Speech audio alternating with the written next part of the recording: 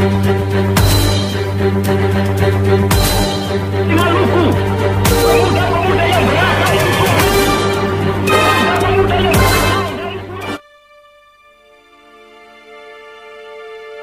Memasuki awal tahun 1967, demonstrasi pemuda, pelajar, dan mahasiswa marak di mana-mana. Demonstrasi itu tidak saja di Jakarta, tapi juga terjadi di beberapa kota-kota besar lainnya. Mereka menuntut agar Presiden Soekarno diadili dan diturunkan dari kursi kepresidenan karena dugaan keterlibatannya dalam peristiwa G30S. Tuntutan dan aspirasi mereka sejalan dengan pimpinan DPR GR dan pernyataan Ketua MPRS A.H. Nasution.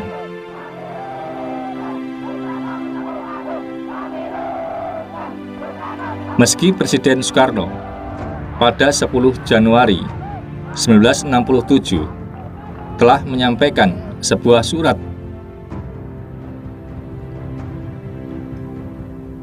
yang disebut pelengkap Nawaksara sebagaimana yang diinginkan pimpinan DPR GR dan MPRS agar Soekarno segera melengkapi laporan pertanggungjawabannya mengenai peristiwa G30S PKI. Namun demikian, MPRS pada saat musyawarah pimpinannya pada 21 Januari 1967 tetap menyatakan penolakannya dan menyatakan bahwa Presiden Soekarno telah alpa dalam memenuhi ketentuan-ketentuan konstitusionalnya. Bahkan selain itu, DPR gotong royong yang diketuai oleh Ahmad Saiku dalam resolusi dan memorandumnya pada 9 Februari 1967 juga menyatakan penolakan atas pidato Nawaksara Presiden Soekarno. Berikut pelengkapnya itu.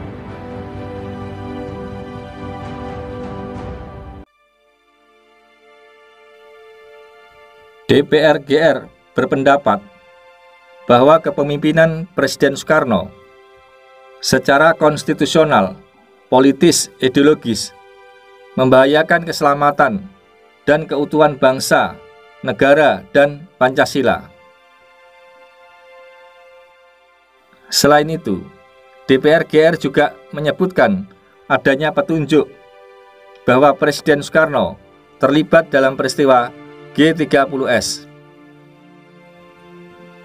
Karenanya, DPR GR mengusulkan kepada pimpinan MPRS agar segera mengadakan sidang istimewa MPRS untuk di dalam forum DPR GR kami memberhentikan Presiden Soekarno dari jabatan Presiden Mandataris MPRS dan memilih mengangkat Presiden penggantinya.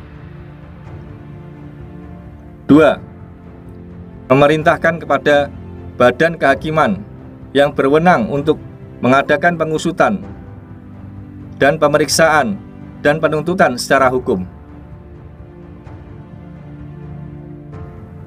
Bung Karno yang tahu dan menyadari akan posisi politiknya itu, akhirnya memanggil dan menemui Ketua MPRS Jenderal Nasution.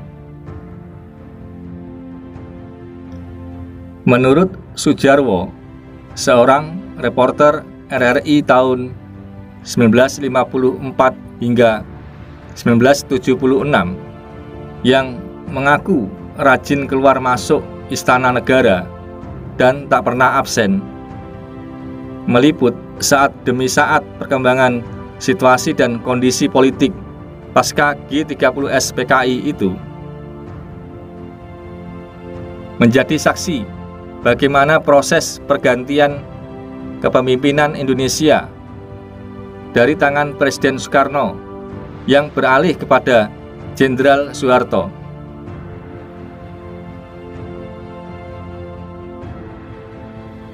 Dikatakan Soedjarwo, Ketua MPRS Jenderal A.H. Nasution lah tokoh penting yang memegang peran atas pencalonan Soeharto sebagai calon tunggal pengganti Presiden Soekarno. Saat sebelum keluarnya surat penyerahan kekuasaan pemerintahan dari Presiden Soekarno kepada Jenderal Soeharto pada 22 Februari 1967, telah ada semacam pertemuan dan dialog antara Presiden Soekarno dengan Ketua MPRS Jenderal A.H. Nasution. Untuk lebih jelasnya, berikut kurang lebih dialog tersebut.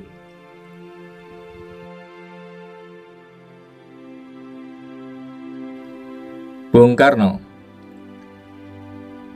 Nas, jika kamu akan turunkan saya, lantas siapa yang akan menggantikan saya sebagai presiden, Nas? Nasution: Jenderal Soeharto, Pak. Apa alasanmu, Nas? Jenderal Soeharto itu berasal dari suku Jawa, seperti Bapak. Suku Jawa adalah suku yang terbesar di Indonesia, dan sejak awal perjuangan bangsa, kebanyakan tokoh-tokoh nasional berasal dari suku Jawa.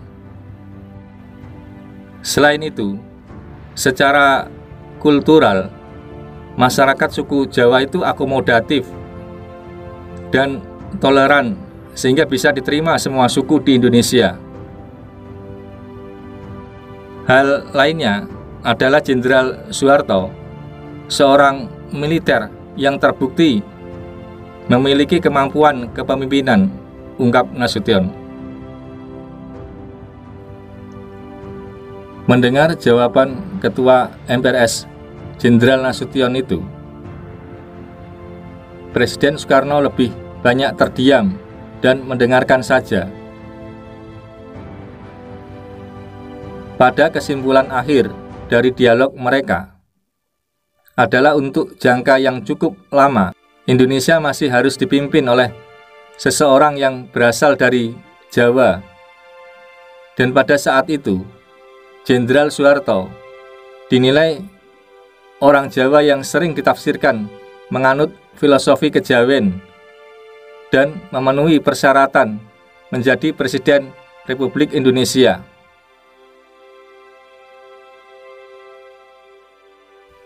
Ketokohan Pak Harto pada tahun-tahun itu sangat menonjol. Demikian pula prestasi kepemimpinannya yang dianggap dapat menyelamatkan bangsa dari krisis politik yang terjadi saat itu, ungkap Soedjarwo. Oleh karenanya, seluruh elemen masyarakat yang terwakili di DPR Gotong Royong serta MPRS sepakat untuk mendukung Jenderal Soeharto sebagai calon Presiden RI dalam sidang-sidang MPRS yang diadakan di Gedung Istora Senayan, sebagaimana yang diisyaratkan oleh Ketua MPRS Jenderal A.H. Nasution, dan hal itu semua diketahui oleh Presiden Soekarno. Mereka menanyakan kesiapan Pak Harto untuk memimpin bangsa dan negara Indonesia, kata Soedjarwo, yang dijawab Pak Harto dengan kerendahan hati. Saya ini hanya tentara. Kalau perang, saya bisa. Tapi kalau untuk jadi presiden, saya ini hanya sekuku hitamnya Bung Karno, kata Jenderal Soeharto. Ketika Pak Harto mengucapkan jawaban tersebut, banyak yang menilai suatu ekspresi sifat Pak Harto yang selalu low profile. Namun demikian, tekad memilih Pak Harto sebagai pengganti Bung Karno tak surut.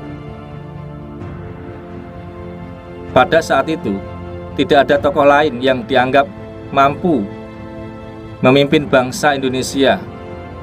Apalagi situasi dan kondisi negara barusan mengalami gejolak G30 SPKI. Maka jadilah Jenderal Soeharto sebagai Presiden Republik Indonesia kedua yang disahkan oleh MPRS pada sidang istimewa ke-5 tahun 1968. Kata Soedjarwo mengakhiri kisahnya.